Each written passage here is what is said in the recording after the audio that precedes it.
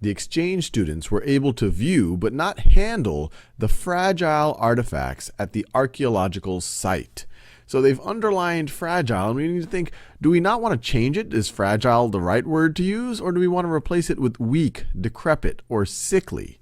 So let's think about it. Fragile means something that you can break very easily. So that actually seems to make sense. You know, the students aren't able to handle the artifacts because they're very easy to break. So I can imagine that. The exchange students were able to view but not handle the fragile artifacts at the archaeological site. So I actually like fragile there, but let's see how the other words fit in.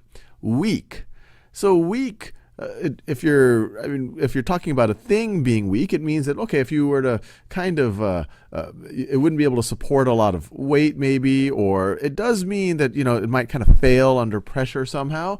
So it is close to fragile. So the exchange students were able to view but not handle the weak artifacts at the archaeological site.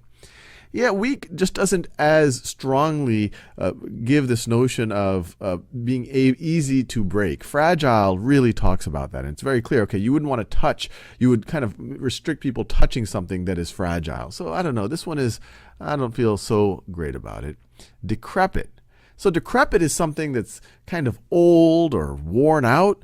And, you know, artifacts are old and worn out, but you're usually referring to, well, it could be people or things, but I kind of think of something very old and decrepit.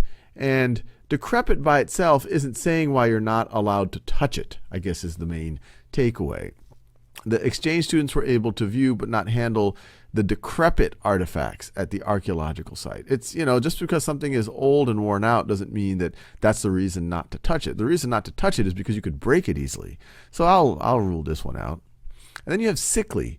The exchange students were able to view but not handle the sickly artifacts at the archaeological site. Well, sickly means, if you're talking about a person, which we're not in it, it would mean someone who's sick often or very easy to get sick.